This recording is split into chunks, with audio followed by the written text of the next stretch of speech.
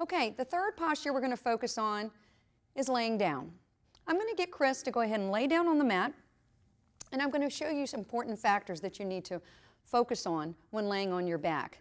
Again, I'm trying to get your spine, again, in its natural curves, which remember, if you're in your natural curves, that means your muscles can move in the positions they're supposed to. So what I'm going to do is I'm going to get Chris to bend her legs, and she's going to go nice and flat. What happens when you're in this position is most people turn their tailbone under. Okay, so what that does is it ends up gutting out our stomach. So what I have to do is get her spine to be in its natural curve, and Chris does have a more what we call excessive natural curve to her lower spine or her lower lumbar.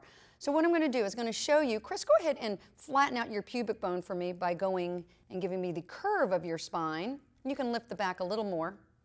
There you go. Okay, when she lifts her back at this position, her pubic bone goes flat, but it's not comfortable for Chris to hold this position at all, is it? No. Because she needs something to actually fill in the space. So what I like to do, and I'm just going to do it with one towel for her today, I'm going to get her to lift up the hips, and I'm going to put a towel right underneath her back, okay? And she just went, ah, for relief. Now what this is going to enable her to do is she's going to be able to breathe in through her nose, and she's going to exhale, and she's going to be able to pull the belly button in and up and close up the rib cage. So her abdominals are able to go nice and tight.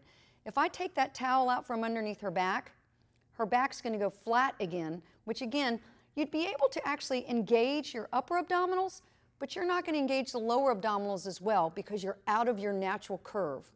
Now there's another element that when you're laying on your back, and Chris isn't too bad, but a lot of people have a forward head. Can you exaggerate your head going forward, which means your chin would kind of lift up and your head would drop back?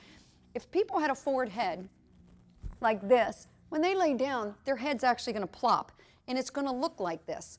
So if you have that, what you're going to do is you're going to lift your head, and you're going to put a towel underneath it, and then again, you're going to draw your chin towards your Adam's apple so that the crown of your head, again, is pushing into the imaginary wall. Because what you're trying to do is lengthen the cervical spine, which is, again, going to help put all the correct curves of your spine.